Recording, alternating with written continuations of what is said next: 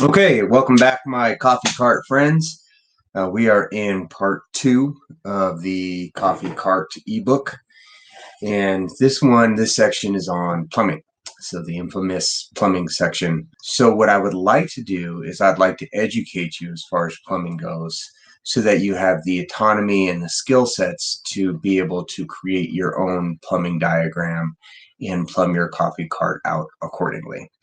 And as always, I hope to broaden the horizons of your coffee cart thinking so that maybe you can consider some alternative plumbing methodologies that you may have not put on the table before. So, all that being said, the first section of plumbing that we need to dig into is the hand washing station. Now, the vast majority of your health codes will require a hand washing station. Even if they did not require a hand washing station, I would highly encourage getting a hand washing station because you are dealing with syrups and milks and a bunch of sticky stuff. And it's nice to be able to wash your hands. There are some temporary hand washing solutions. They have a hand washing wet nap that you can use when you're doing temporary setups. However, I do like to just have a hand washing station when I set up. It's real convenient to be able to wash your hands. Okay, cool. So when you're digging into your hand washing sinks, one of the keywords that you want to use in your search is concession sinks. You don't have to use that keyword, but it's going to bring up the sinks that are significantly smaller than your average hand washing sink. So here I have just threw it into eBay concession sinks, and it pulls up these little hand washing sinks, these little basin ones. This one's 38 bucks. It comes with a mixing faucet. Hey Vince, what's a mixing faucet? Oh, well, Vince, a mixing faucet is a faucet that allows you to mix hot water and cold water at the same time. So you have two different knobs and you can distribute your hot water and your cold water accordingly. Okay, so this one is 10 by 6. And I'm always interested in what other sinks are out there. You know, whenever I'm looking at a sink, I'll go look at other sinks too. I mean, it's a really cute sink, that little white sink. I don't like the faucet though. Some of your health codes won't allow you to have that, but I thought that was really cool. These are cool basins down here too. These galvanized buckets, you know, that'd be really cool. Like on a butcher block coffee cart to have like a galvanized bucket with a big arching faucet. That would have a nice look to it. Yeah. Okay. So this is a small concession sink, and it is 10.5 inches long by 6.5 inches wide by 6 inches deep. So 10 by 6 by 6. And, you know, just double check with your health code. Some of your health code is going to require that you have a very specific size on your hand washing sink. 9 by 5 by 5 is the most common that I've seen.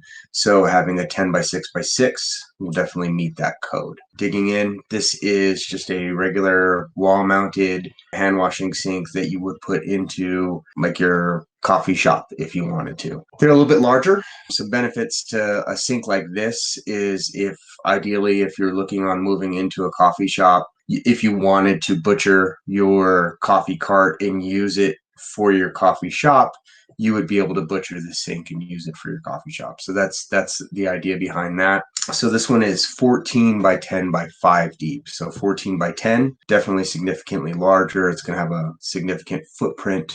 Now, does your sink have to be on the butcher block itself? No, it does not. If you wanted to, you can also do it. You don't have to surface mount your sink as long as you can access your sink for hand washing. I like to say 12 inches is what they require to be above your sink so that you can wash it. But if you wanted to put your sink below the tabletop, that's always an option. Clear it with your health inspector. Make sure they're very comfortable with that before you start drilling and cutting. Okay, moving forward. So this is just a portable camp sink, you know, so say for example, if you did not want to have your sink permanently fixated to your coffee cart, you can remove your sink from your coffee cart entirely. That's how I prefer to have my sinks.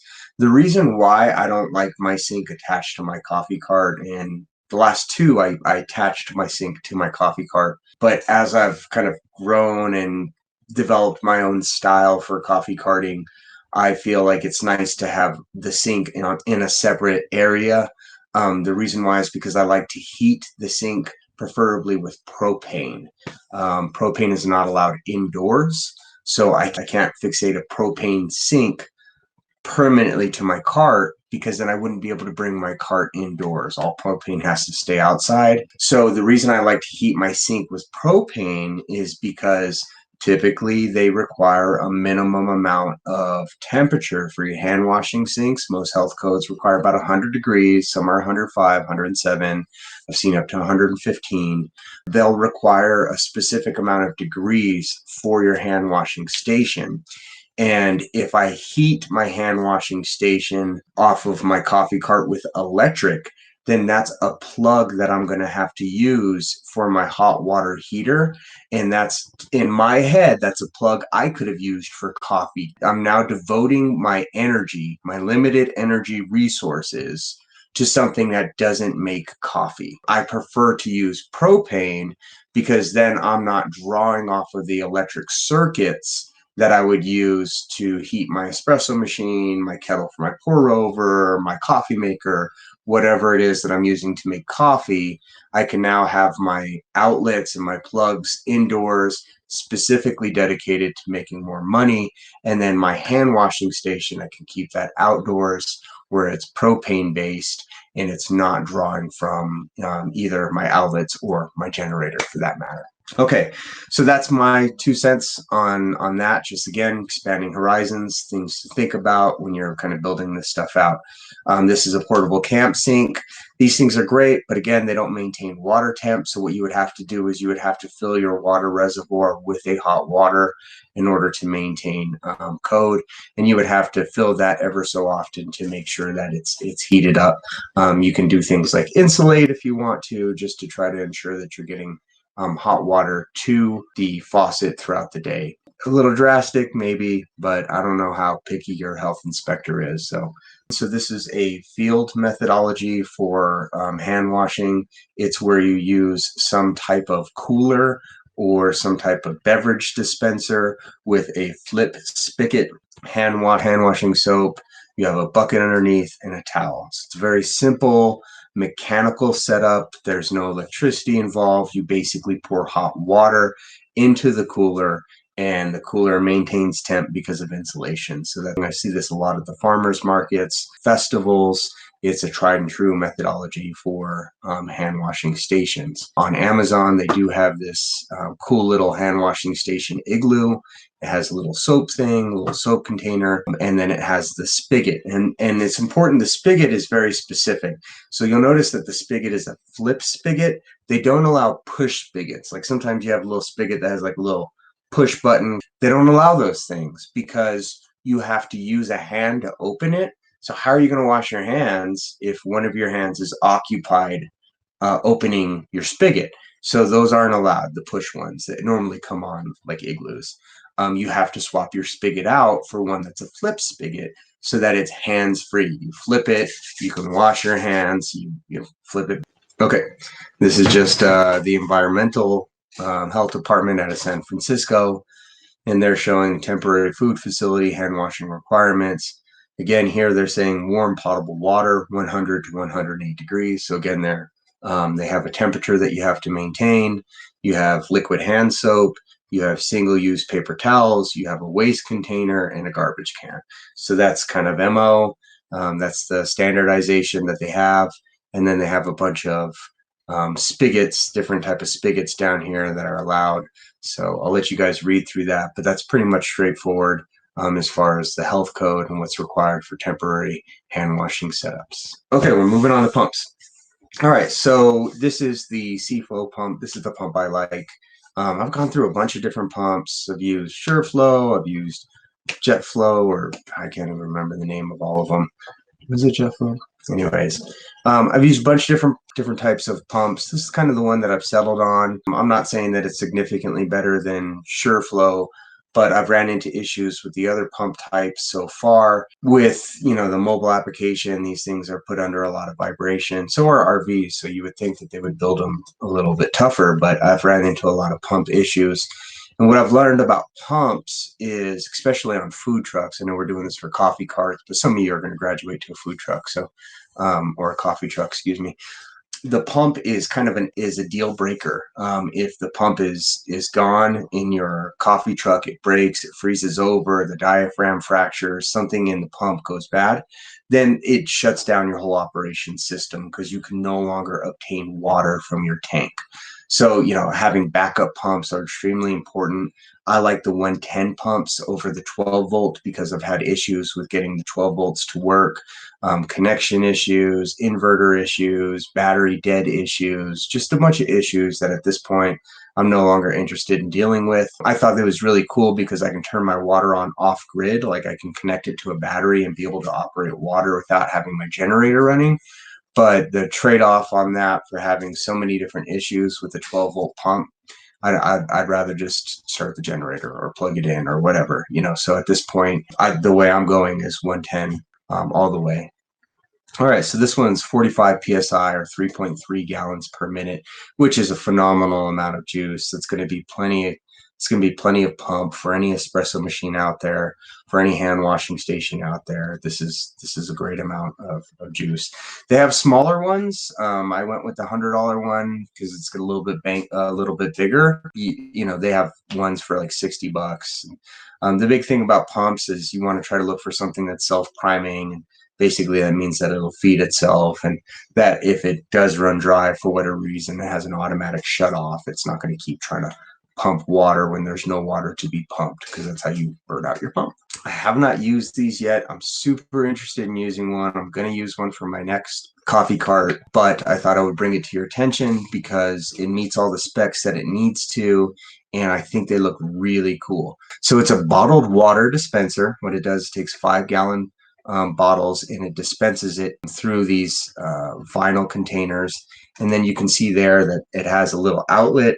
That's pretty standardized outlet. You'd be able to get that plugged into your espresso machine, no problem. So these things are cool. I'm super interested in getting one. So I thought I'd point that out to you. They do have some of them that connect to two different 5-gallon jugs. And so those ones have caught my attention so far. That's probably the one I will go with, the one that basically you can connect 2 5-gallons. I like that just because, oh yeah, there you go. So they'll have two different, yep, see that? So quick connect port, so you can get 2 of them connected. I like that for the reason that, I won't have to swap out my water in the middle of my shift. I think that's really awesome. Yeah, these are super cool. Super interested in using one. So I thought I'd point that out to you guys because I know some of you guys out there may or may not have seen these. And the reviews on them are pretty strong, right? So it's got 4.5 out of 316. I always think that's really good work there. As far as freshwater tanks, I like the 5-gallon water bottles. The reason I like setting up off of these as opposed to doing like the military ones that are kind of like, to me, they look almost like gas tanks. For whatever reason, if this cracks or it breaks or something happens to this thing and I need to get another one, it's very easy for me to access one of these. Like literally right now, probably within a 3-mile radius, I have 1, 2, 3, or probably 4 stores. I can go find one of these. Building the infrastructure of your cart in such a way that if you need to quickly replace something, I think is generally a good idea. That way you're not having to look for specialty parts in an emergency. So that's the whole reason I support this idea. But there's a bunch of different ways to get potable fresh water to your cart. So let's explore some different ways here. All right, so these are just the 5-gallon ones with little spigots. These ones are cool because you can turn them on their side and pour water out without having to like try to tip the whole thing over. The other ones that I just showed you, the 5 gallons, if you want to get water out of that without a pump, obviously it's not the easiest thing in the world. You could pour it into a pitcher and then pour it into something else. But these ones are nice because you don't have to worry about that. You could just tilt it on its side and open up its spigot. So pros and cons. And then these are the military graded ones, the heavy duty, 4.8 stars out of 5. These are the ones that I'm used to in the military. I like them. I think they're good. It's just, for whatever reason, if I needed another one or something went bad, they're difficult to find. All right, moving on to gray water tank. You can see here I've purchased this 4 different times. These are the 7-gallon rigid water blue containers. They're made by a company called Reliance. Incredibly reliable. They're phenomenal. I've used them day in and day out for years. I like the 7-gallon because it makes your gray water tank 15% larger than your freshwater tank. Your freshwater using those 5-gallon potable water bottles. This is a 7-gallon. A lot of health codes require that your gray water has to be bigger than your fresh water. So that's the one that I'm going to recommend as far as tanks. Okay. Let's move on to piping. So I'm a big advocate of PEX piping. So we'll pull this up. This is 1/2-inch PEX. PEX comes in 1/2 inch or 3/4 inch. I like the 1/2 inch. I think it works just fine. It's got plenty of room, plenty of pressure. The reason I like PEX is multiple reasons. I like PEX over copper because copper is likely to freeze over and break in the winter. Plus it's heavy, plus it's expensive. I like PEX over a lot of other lines because PEX can handle hot water. You have to be careful when you're picking up other lines. Some of the lines cannot handle hot water. Some of the different polymers, the different type of plastics that they have. So some of you guys might, go to your local Home Depot and be digging through the different plumbing section. You'll see some cheap lines, some cheap piping. I'm like, oh man, I can just use this stuff.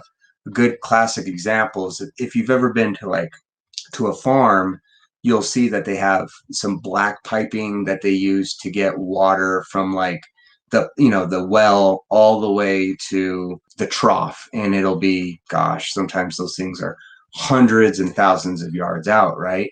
So that piping, that black piping that they use is really cheap because you run it by the hundreds of yards. So when you go to Home Depot, you're going to see that piping, you're going to be like, that stuff is cheap, but it doesn't handle hot water. It's only made for cold water. If you put it under any type of significant pressure or any type of heat, it'll bust. PEX piping is nice because it's burst resistant. It's incredibly easy to work with. It's cheap and you can find it anywhere. If you need to replace PEX, you can go down to your local hardware store and it's all over. The fittings for PEX, they have a couple different fittings. Let me see if okay, yeah. So one, cutting it with a hacksaw is super easy. I just use a hacksaw to cut it. If you don't want to, there's a pair of scissors I'll show you on the next slide. I did end up buying a pair of those scissors and they work great, but I think the first couple trucks that I use, I just hacksaw through the PEX, and it's super easy. It's not hard at all. It just cuts right through. It's like butter, just cuts right through. So you can totally do that. You don't need any special tools to cut it. To put it together, most likely you do. So, all right. So this one right here, this is called a SharkBite. SharkBites, they're just basically snap-ons. You take the PEX piping, and you take this little plastic piece that's in the middle of the SharkBite. That plastic piece comes out. It fits into the PEX piping, into the center of the hole, the diameter of the hole of your PEX piping. And then you take that PEX piping and you shove it into that coupling, into that the SharkBite, okay? And what that first little piece does is it keeps the PEX piping open so there's no crimps in it, just keeps a nice solid opening. And then you shove it into the coupling or an angle, or an L angle or a T, whatever you're using at that moment. SharkBites are more expensive. They're significantly more expensive. I've used both the SharkBite and the crimps. And at this point, I use the crimps. And what the crimp is it kind of looks like a wedding ring, and it has a tool it's a ratchet tool. Looks like a big set of pliers. That's the best way to explain it. But it's a ratchet, so it goes cha cha cha cha cha cha cha. And you basically put that ratchet on the crimp, cramp down on it, and what it does is it crimps. It takes that wedding ring and it crimps down on the plastic and doesn't allow it to move. PEX is the way to go. Here's that crimping tool right there. So you got to pay $62 up front, but then all the crimping rings after that are just a fraction of the cost. SharkBites are usually like $7 to $10, depending on if you get an L or a T. And then the crimps, those are like, when you buy them in the bulk, they're probably like 75 cents. So significant difference in cost. So yeah, there's that PEX cutter. It's just like a big pair of scissors, and you put the PEX pipe, it just cuts it perfect. So I did spend the $15 at this point, and I have that now. It just makes cutting the PEX super fast. It's like a pair of scissors, literally snip, snip, snip. So it's done. With the pipe cutter here and the crimping tool, you can have your plumbing done literally a day. I mean, some of you guys, it might be like a weekend. It might take you 2 days, Saturday and Sunday, because it's your first time messing around with PEX.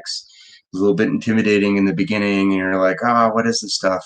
But like literally after playing around with it for like 20 minutes, you're gonna own it like nobody's business, and you'll be able to do your entire cart like within hours. It's super fast, so super easy to use. I'm a big fan of it. So let me show you a video real quick. So I did want to do a quick tour on the back of this plumbing to the espresso cart before I dismantled it. So here what I have. This is my pump itself. You could see here that I have a strainer. This is really just a sediment strainer to ensure that no sediments are getting into the pump. This is vinyl tubing that's been braided. It is potable vinyl tubing. Goes straight to the bottom of that 5-gallon jug. Feeds the pump via the strainer. Comes down and hits the pump. The pump then goes to the accumulator. The accumulator then heads off to the espresso machine. So the espresso machine goes down this line, and then up this line, this is my cold water, comes all the way up, and boom, hits my cold water triple sink valve right here. And right before that, you can see there is another split for my cold water that heads to my hot water tank. Then my hot water tank comes back, and it does a T-split. And the first one it does is it pops up here to my triple sink and then heads off. Coming back to my cold water, so down here I have split 1 to the faucet and to the hot water, but then here's another split. Comes across and hits my rinser, so I can turn that off if I need to. So the rinser goes up, and then underneath that goes straight to my rinser. And then it continues off of that T to go to the hand washing station. Split, triple sink, hot water, split, rinser, split, hand washing. Okay, let's trace the hot water. So the hot water comes down here, split, triple sink, goes down again, and then it splits again. Or excuse me, if you just follow that, it goes to my hand washing. Okay, so that's my hand washing sink.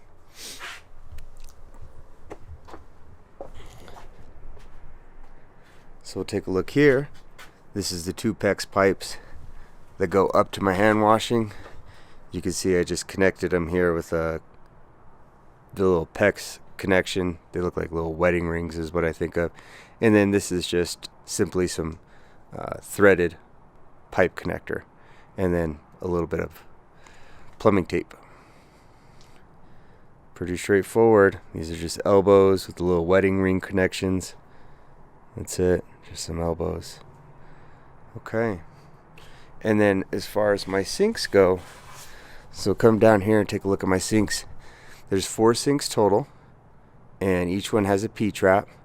And then you can see there that there's the gray connections, the gray water connections to that long tube, which actually just coils down.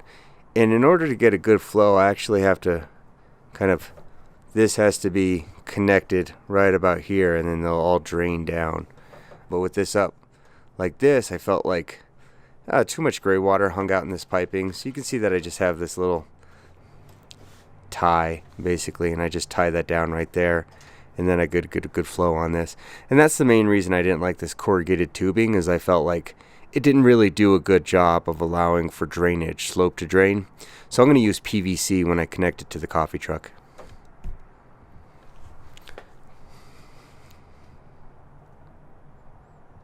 The PEX system worked out great. For all my fresh water, purchased one type of PEX line. They have blue for hot water, blue for cold water, red for hot water, and then they have a white, which is just a neutral color. My municipality doesn't require that I have any type of color code. Typically, no one has color code. They just have it like that for convenience. So I just went with the white, bought one large roll, and used it for both the hot and the cold water. PEX is a really good material because it's flexible, it can hold pressure. Some other lines can't hold pressure. The hot water heater that I got is awesome. Got it off of Amazon. I'll have a link inside this video. It heated up water super fast. It's a 2.5 gallon which is more than enough for an entire day's work. It was super easy to put in, just everything about it was really great. The corrugated plastic tubing that I got for my gray water was difficult to put on. They're all 3/4 inch, but the tees I really struggled with. I think in the future I'll probably go with a different gray water tubing. The first accumulator tank that I purchased was broken. I had to send that back, so that was the second accumulator tank I didn't have any issue with. Pump that I bought works great. The rinser that I got, the bartender rinser, works wonderful. And one of the nice things that I did is I set up the rinser so that it fits into the hand washing station. And that's nice because I don't need to use another type of gray water. It just dumps right into the sink for the hand washing sink. So that worked great. So all in all, the plumbing went pretty well. Looking back on it, there was a lot of trial and error. And so obviously you don't have to learn off my trial and error. You can just go to the Home Depot and pick up what you need to, which is great. I think it took me about 2 weeks to get my plumbing done, but I think realistically it could probably be done in a weekend. 2 days work of 8 hours each day. So here's the video for the rest of the plumbing. Okay, so here in this video, what I'm doing is just putting on the bottoms of the sinks, essentially, that rubber gasket. What it does is it stops any water from leaking out. And I'm just using a pair of pliers and a pair of needle nose pliers to prevent it from slipping while I'm turning it. So it's pretty straightforward stuff. You just 2 sets of pliers and tighten it up. Don't tighten it too much. These are the P-traps. I did have to redo where they were sitting at so that they're at the same angle, but they came with the sinks. And then this is that corrugated piping. So it's 3/4 inch. I'm just using my Sawzall to cut it. As you can see here, I'm trying to fit it onto the P-traps that came with the sink. So I measure everything out, cut it with the Sawzall, and then just fit it onto the P-traps. And of course, those are little T-sections, 3/4 inch T-sections that bring the P-traps together. I really kind of had a hard time getting everything to fit on these. I just felt like it was they were really tight. It was a really tight fit. So in the future, I'll probably get something from my local Home Depot rather than purchasing this one online. That way I can always bring it back if I don't like the way that it's working out.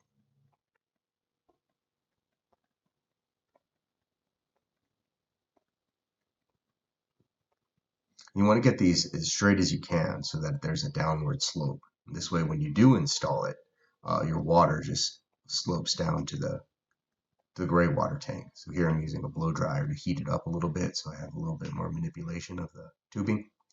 But yeah, so try to get that tubing as straight as you can. And that way, when you flip this whole thing over, put your sinks in, then your gray water will drain right into that gray water tank with no issues.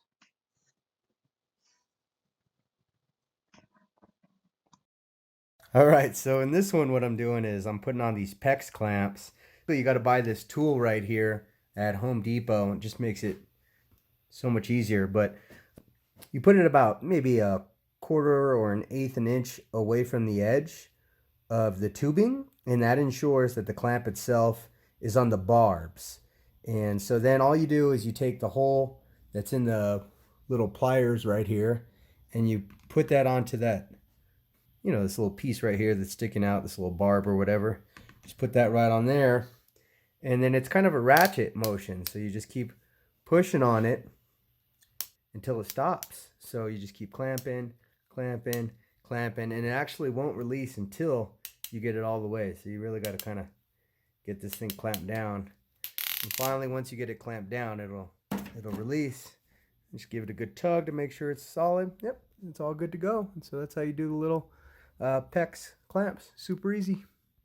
So here's the pump installed. As you can see, I just put it on a little piece of plywood first, just to make the installation easier. Screwed this plywood into the middle wall here, my separating wall. So then my in comes from up here, and then the out goes down this way, and so it'll come back up and attach to all my different sinks. All I'm doing is I just measure it out, cut it, and I'm just connecting along here. These are little T's. Here's the bag. 1/2 inch poly alloy. It's a 5-pack. That's my T's. I didn't just get T's, I got elbows too. These ones are the elbows. I got a bunch of elbows.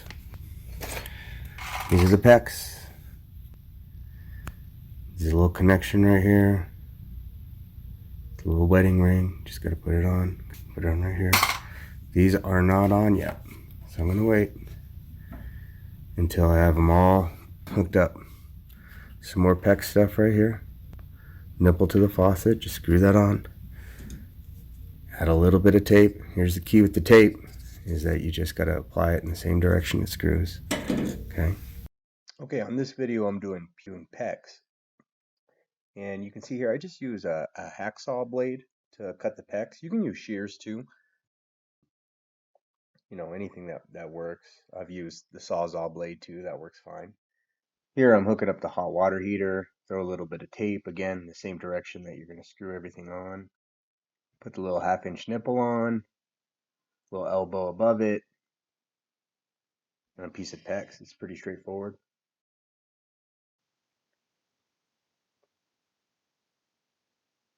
Yeah, so there's a hacksaw. Super fast, super easy.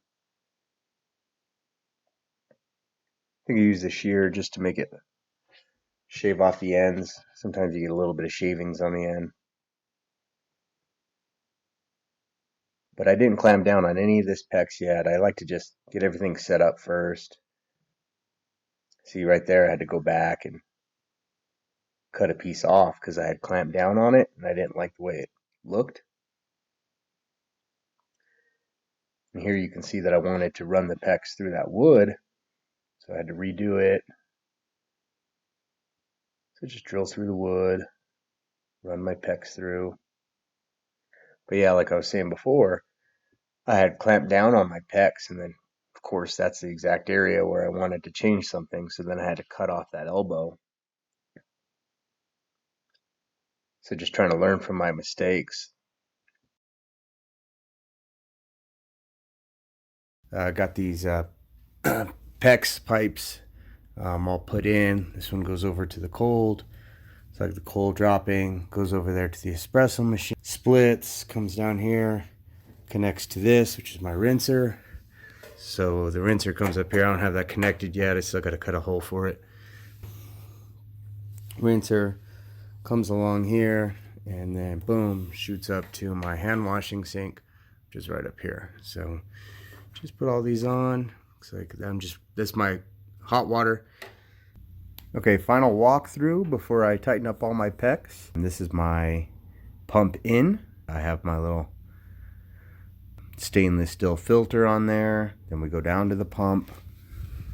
It just goes down to the accumulator. The accumulator then splits. One of them goes directly to the espresso, which I don't have hooked up. I just have it open right now. The other one shoots up first towards the cold on my triple sink. Okay. Then this T goes over to the cold on the hot water.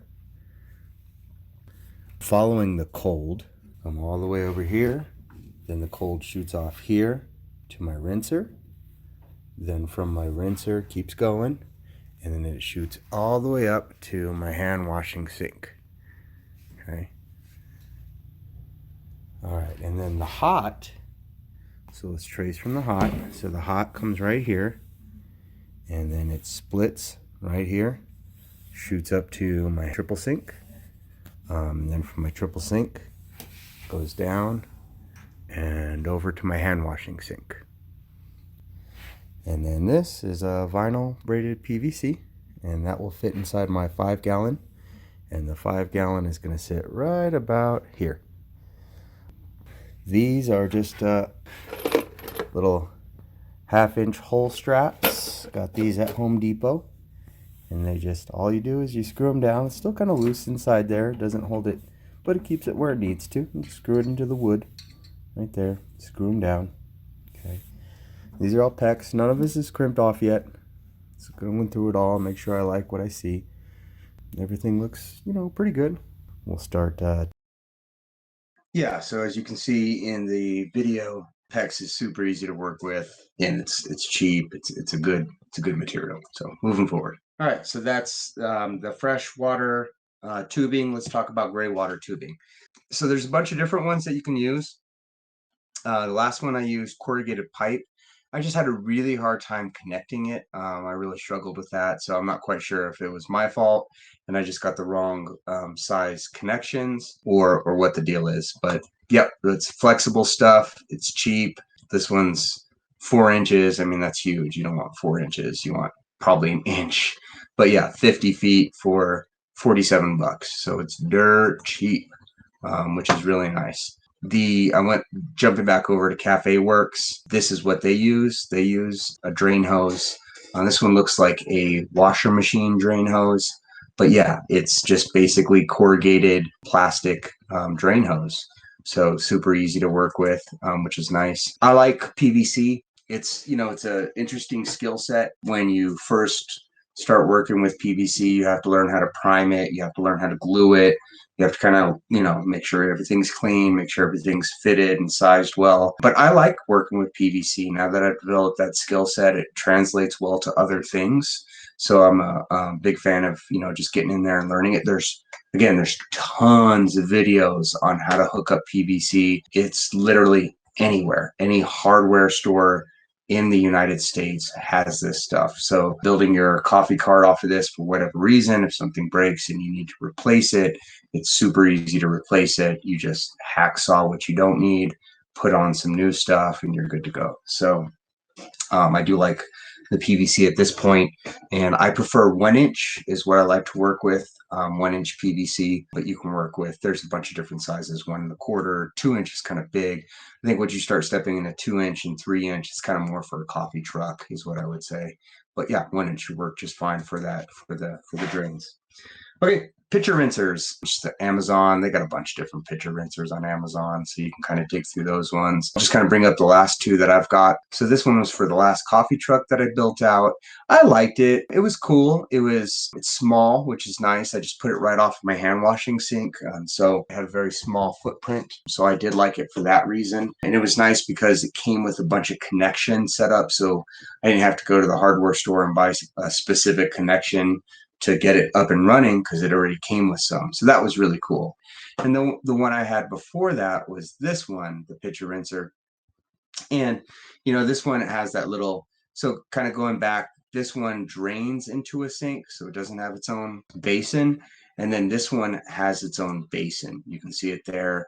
There's your basin. Underneath, you have to plug it into a gray drain. Just, two different ways. Of the two, I probably favored this one. It's a little bit more of a pain to put in. I liked it. I don't know why.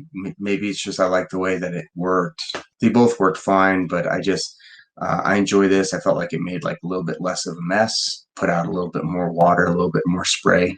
So those two different pitcher rinsers. Should you get a pitcher rinser? I like them a lot. It's not needed. It's not mandatory, but it just makes life a whole lot easier when it comes to rinsing your Frappuccino blender, rinsing your steam pitchers. Yeah, it really helps your workflow. All right, awesome. So moving forward, so I want to talk about triple sinks. Some of your health codes are going to require triple sinks. So I want to show you a couple different triple sink ideas. These are portable triple sinks. They use a propane tankless hot water heater. They go outside. These ones particularly come with a hand washing station with a little splash guard. They're nice. They're cheap. This one's $1,000. I think you can get them for about $800 on eBay though. They're a little cheaper on eBay, but this is from concessionsinks.com. Everything's already set up for you. They already put the freshwater tank and the gray tank and the P-traps. They just ship it right to your door and then you're good to go. Some of these are kind of cool. They have these little like tables that kind of pop out where you can, wash dishes and stuff and have a little dish drying rack. So that's kind of awesome. I do like they're on wheels, so you can wheel them in and out of anywhere you need to go. So I favor this over like trying to build a triple sink into your cart. I did that on the last one. There was some headaches with it, having a triple sink on the cart itself. One, there's not really a good place for your drain boards. You can make like pop-up drain boards and stuff, but that was kind of a struggle. And then two, it was a lot of plumbing in a very small space, and it really cut down on my storage use. And typically I don't need to wash dishes during my shift. I usually wash all my dishes after my shift. So do I need it readily accessible and right there all the time? No, not really. Work through my shift and at the end of my day, take a bucket of dirty dishes and head over to the the sink and wash them there. So I don't know. At this point, I like my triple sink separate from my coffee cart. Some of you guys might want your triple sink on your coffee cart, but I like mine a little bit separate because it's just using space that it doesn't need to be. It's using energy it doesn't need to be. If it's propane, I can't drag it indoors. I don't know. There's a lot of reasons that I feel like it's better to have it disattached and separate from the cart itself. So, all right. So these ones, this is another triple sink. This one's a tabletop one. So you can put this up on like, one of those collapsible picnic tables. You got to feed it with its own water and you got to feed it with its own drain system, but they're super cheap, $319. So yeah, super cheap to do. This is how they come. You got to put it together. Comes in a little collapsible system here. Pretty sweet little tabletop setup. Makes it easy to get your triple sink all set up. I did want to show you the FDA food code, so go ahead and read that off to you, because one of the things to consider is whether or not you even need to do a mechanical triple sink. What I mean by that is something that has a pump and water. I've often seen in the field people use 3 different basins or 3 different receptacles. To me, they look like, I'm a paramedic, right? So, going back to my old ambulance days, we used to have, the vomit basins, right? And that's kind of what they look like. Is they're just tubs that people will set up on a table, and they'll fill them with dish soap, soapy water, rinse water, and bleach water. And they wash their dishes on the tubs, and then when they get dirty, they dump them and then refill them again with clean water. That's perfectly acceptable. Here's the FDA food code. It states Manual Warewashing Sink Compartment Regulations. This is section 4-301.12 of the FDA Food Code year 2017. Except as specified in section C, a sink with at least 3 compartments shall be provided for manual washing, rinsing, and sanitization equipment and utensils. Sink compartments shall be large enough to accommodate the immersion of the largest equipment and utensils. If the equipment, for us, let me just stop there. For us, that's typically the steaming pitcher, or if you're using an air pot, that's going to be your largest ones. But that can be a special exception. You're allowed to use other tools to clean that device. You don't have to submerge that one completely. And I'll talk to you a little bit more on that. Sink compartment shall be large enough to accommodate immersion of the largest equipment and utensils. If equipment or utensils are too large for a warewashing sink, warewashing machine, or alternative equipment as specified in section C of this section shall be used. Okay, so section C says alternative manual washing ware equipment may be used when special cleaning needs or constraints in use are approved. Alternative manual warewashing equipment may include high pressure detergent sprayers, low line or sprayer detergent foamers, other task specific cleaning equipment like a brush, brushes, or other implements. Brush. 2 compartment sinks as specified in section D and C. Well, I'm not going to cover that. And receptacles that substitute for compartments of a multi-compartment sink. So yeah, you can absolutely use basins for your triple sink. You'll want to clear that through your health inspector. Some of your health inspectors, if you're going to be out and about on a daily basis, they're going to want you to invest into like a portable triple sink that we just covered. But for those of you that are just getting started or doing the farmers markets or something like that, you're coming in low budget, this is a good way to be able to provide warewashing to your coffee cart without a significant amount of investment. So let's talk about what you would need to have. You're going to need to have some wash basins. So back on Amazon, this is a 2-pack collapsible sink, 2.5 gallons, right? This is plenty of size for your steam pitchers and whatnot. They collapse into, they're little flat collapsible things, so it's easy to store, okay? $20 for 2 of them, $40 for 4, so not bad. And then you can set that up either on something like a camp kitchen. Here we have this camp kitchen, which is just basically a folding table. Or if you wanted to go all out, you can do something like one of these huge camp kitchens. You're going to need water. Most likely you're going to be able to heat your water, which you can do off of your kettle from your coffee cart. your espresso machine from your coffee cart, but you need to get hot water into one of the basins. Typically, that's the soapy water basin, right? Your soap basin. So basin number 1 is the soap basin. Basin number 2 is your rinse basin. Basin number 3 is your sanitization basin, which has bleach water at roughly 50 to 100 parts per million. I would highly recommend test strips for that. They're color coded. So when you dip it in, it just turns into a lavender color, lets you know that you have enough bleach in your sanitization. So test strips and bleach you're going to need. You'll need some kind of drying rack. So once you're done cleaning, it needs to go on a drying rack that drains. And that's pretty much it. Maybe some paper towels. But for the most part, that's all you're going to need for your triple sink basin. Low investment for that. I mean, even if you were to get this camp kitchen and those foldable camp basins or whatever, you're still looking at less than $200. So that's a cheap way to do your triple sink. So moving forward, hot water heaters. This is the Bosch electric hot water heater. This one's 4 gallons. They also have a 2.5 gallon. So you can see here, I've purchased this a couple times. I like these ones. I think they're great. The reason I like these ones is because they have that minimum, ideal, and max setting.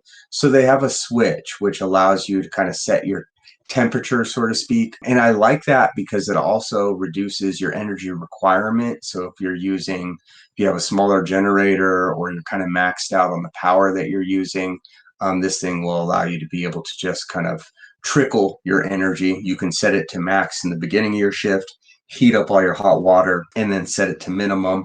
And all it's going to do is put a little bit of heat into the hot water to keep it warm. These things are insulated. You don't need to go and separately insulate it. So I think they did a really good job with that. So these are the ones that I really like, and currently what I'm using. They do use a fair amount of juice, but again, the way that I work it is just I turn this on in the beginning of my shift before anything gets started. During the shift itself, I put it down to its minimum setting, so I'm not drawing a lot from either the electrical outlet or from the generator. Another water heater that you could use are the portable tankless water heaters. I've used 2 of these before. I think they're great. They have an indoor one and then they have an outdoor one. The indoor one is you can put it inside your food truck, but you can't bring it indoors. No, I've never seen a fire department code that allows for propane to go indoors. Every code that I've ever seen forces propane to be outdoors.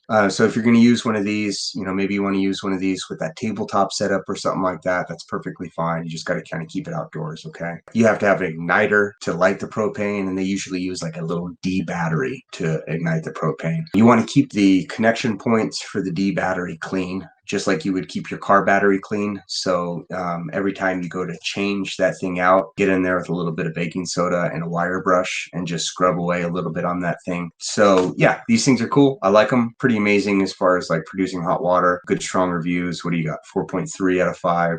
At a 66 rating, so that's okay. Yeah, there's a bunch of different ones on like Amazon and Home Depot. You can kind of dig around and shop around. The one that I had was EcoTemp. This one is Camp Lux. That's hot water heater. Let's move forward. Let's talk about water filters. The best water filtration out there is going to be an ion exchanger. And what ion exchangers do is they swap out calcium for magnesium. The whole thing behind ions are minerals. Minerals make your coffee taste better. It's kind of like adding salt to your food. Calcium, phenomenal tasting, tastes great. Water have a nice, clean, crisp taste to it. However, it also calcifies pipings in your espresso machine. When they talk about espresso machines building scale, that's typically what it's building, is calcium. So the ion exchangers, what those do is they swap out the calcium in your water for magnesium. And that's kind of like blood pressure patients that have to use a separate salt. They got a little special salt that they got to use to season their food.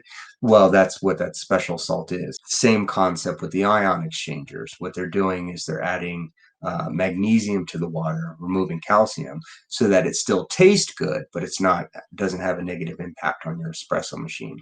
So typically, that's the best ones to get is the ion exchangers. You're going to see these things are pricey, $369.